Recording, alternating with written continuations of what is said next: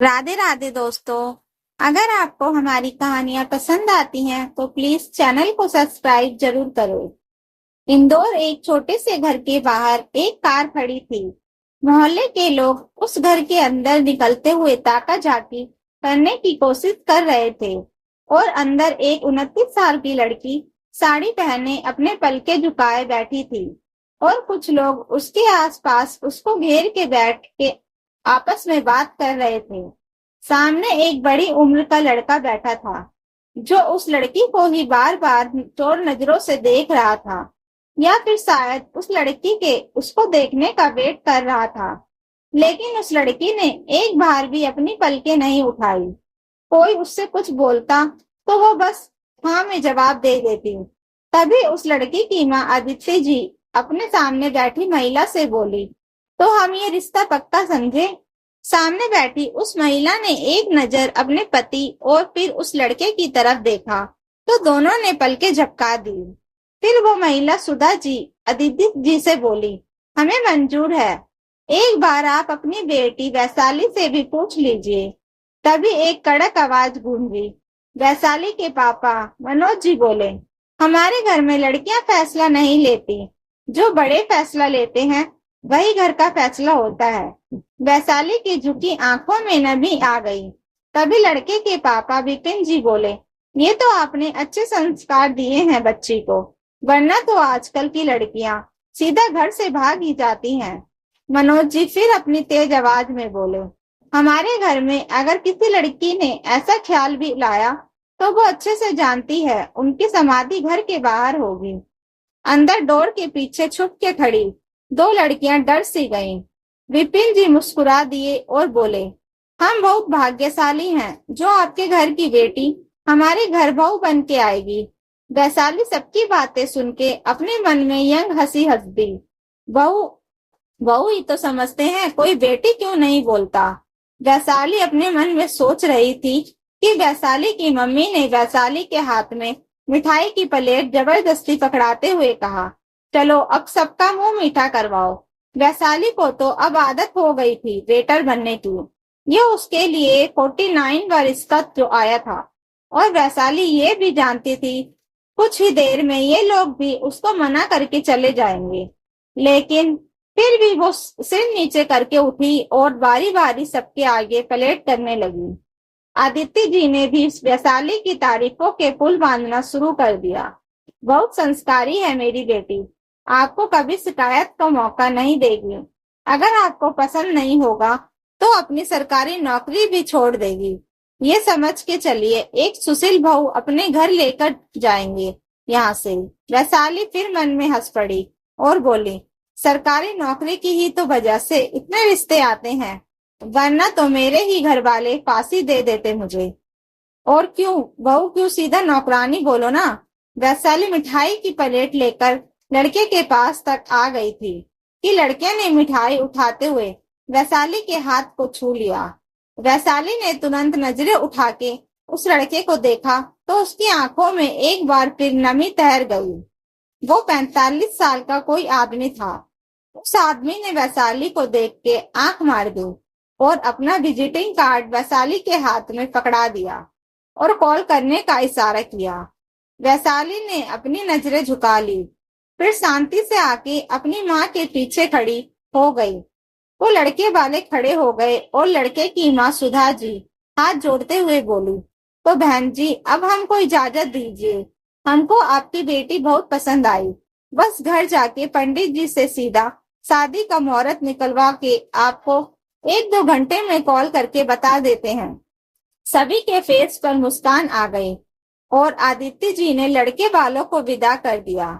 लड़के वालों के जाते ही डोर के पीछे जो लड़कियां छुपी थी वो बाहर आ गई और जो नाश्ता बचा था वो जल्दी जल्दी उठा के कुछ खाया और कुछ अपने हाथों में भर लिया कि तभी आदित्य जी और मनोज जी अंदर आए तो सब सुन होकर खड़े हो गए। मनोज जी ने एक नजर वैशाली को घूर के देखा और आदित्य जी से बोले, इस लड़की से बोल दो, इतनी मुश्किल से कोई लड़का तैयार हुआ है। अभी पंडित जी जो जो रस्म और रिवाज बोले शांति से बिना मुंह बनाए कर दे। आदित्य जी ने अपना सिर हाँ में हिला दिया मनोज जी अपनी किराने की दुकान जाने के लिए अपना फोन और स्कूटी की चाबी उठाते हुए घुमा के वैशाली को ताना मारते हुए बोले, कुछ शुभ काम होता है तो पहले ही ये मुंह बना के बैठ जाती है। इसकी काली नजर पहले काम को बिगाड़ देती है। वैशाली चुपचाप सिर नीचे करके खड़ी थी। शायद ये उसके लिए कुछ नया नहीं था। 7 साल से वो यही ताने गालियां ही तो सुन रही है। मनोज जी ताने मारते हुए घर से निकल गए कि वो दोनों लड़कियां खुशी से उछलने लगी और आपस में बोली, अब इस मंगली की शादी हो जाएगी तो हमारा भी नंबर लग जाएगा।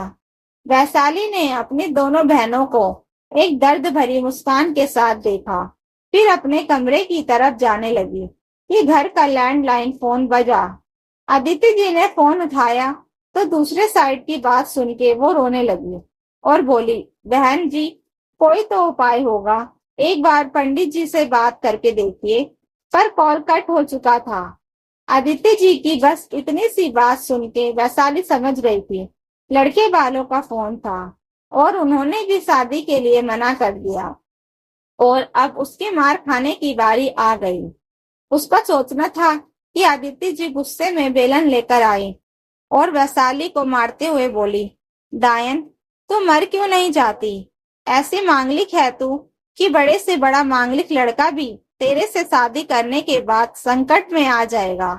29 साल की हो गई है पर शादी का पता ठिकाना नहीं है। तेरी वजह से तेरी ये दोनों बहनें पड़ी हुई हैं। तेरी वजह से तेरे भाई की शादी नहीं हो पा रही है। लड़की वाले बोलते हैं जिस घर में 3-3 कुंवारी लड़कियां हो उस घर में अपनी लड़की नहीं देंगे। अब क्या बताऊं उन लोगों को ये मांगलिक लड़की जो पड़ी है मेरे घर में हमारा नाश करने के लिए। आदित्य जी बस वैशाली को बुरा भला कहते हुए मारे जा रही थी और वैशाली चुपचाप बस आंखें भींचे हुए रोते दर्द सह रही थी। दर्द मार पड़ने का नहीं, अपनी ही माँ से इतनी जली कटी बातें सुनने का था। वो मांगलिक थी, इसमें उसका क्या दोष था? उसके मंगल दोष को दूर करने का कोई उपाय नहीं था तो उसकी क्या गलती थी? लेकिन सब तो उसको और उसके नसीब को ही दोष देते थे। वैशाली शांत खड़ी सिर नीचे करे मार खा रही थी। उसको अब मार खाने की भी आदत पड़ चुकी थी। आदित्य जी वैशाली को मारते हुए थक गई तो वही थक के चेयर पर बैठ गई और बोली, तू चली जा यहाँ से। तुझे कोई लड़का पसंद हो तो भाग जा उसके साथ, बस हमारा पिंड छोड़ दे। तेरी वजह से तेरी इन दोनों बहनों की शादी नहीं हो पा रही। तू तो है ही मनुष्य, पर तेरी वजह से इन दोनों की शादी की भी उम्र निकली जा रही है। तेरा भाई, ये लड़कियां सब तेरी वजह से बैठे हैं। चली जा, कहीं भी जाके मर, बस चली जा, वरना मैं मर जाऊंगी। बोलते हुए आदित्य जी का गला सूखने की वजह से खांसने लगी। वैशाली की दोनों बहनें आगे आई और वैशाली को घूरते हुए आदित्य जी को लेकर अंदर चली गई। अब वैशाली अपने आप को रोक नहीं पाई और जमीन पर घुटनों के बल बैठ के रोने लगी। उसको आज अपनी माँ की बातें जरूरत से ज्यादा लगी थी। वो भी तंग आ चुकी थी इन सब चीजों से। 5 साल से कोई उससे ठीक से बात नहीं करता था। उसको हर बार ऐसा फील करवाया जाता था सब दुखों की वजह वो है, लेकिन उसके अंदर इतनी हिम्मत ही नहीं थी कि वो अपनी जान खुद ले सके। अगर ऐसा होता तो वो कब का अपनी जान दे चुकी होती। उसने एक बार नींद की गोलियां खा भी ली थी, लेकिन उसको इतनी उल्टियां हुई कि सारी दवा निकल गई और दवा का उल्टा रिएक्शन हुआ। उसकी तबीयत इतनी बिगड़ गई कि घर वालों को मजबूरी में उसको हॉस्पिटल लेकर जाना पड़ा और वहां डॉक्टर ने तुरंत उसको चेक करके बोल दिया, इन्होंने बहुत सारी नींद की गोली ली है, इन्होंने सुसाइड करने की कोशिश की है, ये पुलिस केस है, मुझे पुलिस को इन्फॉर्म करना होगा। जैसे तैसे डॉक्टर को समझाया, ये गलती से हुआ, आप पुलिस को मत बुलाओ।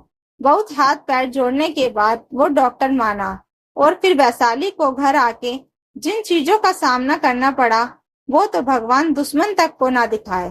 तब से जो घर वाले उससे थोड़ी बहुत बात कर लेते थे वो बिल्कुल बंद हो गई। वो घर की नौकरानी और घर पर ला के पैसे देने वाली मशीन बन के रह गई। वैशाली ने अपनी हिम्मत जुटाई और हॉल में फैले नाश्ते के बर्तन उठाने लगी। यही तो काम था उसका। सुबह पहले जल्दी उठ के घर का सारा काम निपटाओ, फिर पूरे दिन का 5 लोगों का खाना बना के रख के स्कूल जाओ। फिर जब 3 बजे वापस आओ तो खाए पिए सारे बर्तन धो, फिर शाम के खाने की तैयारी करके फिर रात के सारे बर्तन करके सोने जाओ। वो अकेली 5 लोगों का सारा काम अकेली करती थी। वजह बस एक थी, वो मांगलिक थी, घोर मांगलिक। उसके लिए 21 साल के होते ही लड़का ढूंढना शुरू कर दिया था, लेकिन आज वो 29 साल की थी। उसके लिए कोई लड़का नहीं मिला। वो एक सरकारी टीचर है, इसलिए रिश्ते भी आते रहते हैं, लेकिन जब कुंडली मिलाई जाती थी तो सब मना करके चले जाते थे। उसने आज तक पंडितों के कहने पर अनगिनत पूजा की होगी, कभी पेड़ से शादी तो कभी बकरे से शादी, लेकिन उसकी कुंडली में कोई असर नहीं पड़ा। उसका मंगल वहीं का वहीं रहा। अगर देखा जाए तो उसकी अभी तक 3 शादियां हो चुकी हैं, पर पेड़ और जानवरों से। वैशाली सारा काम निपटा के अपने कमरे में आ गई, लेकिन अभी भी उसके कानों में अपनी माँ की आवाज गूंज रही थी। उनके बोले वो कटु वचन उसके दिल को कुचल रहे थे।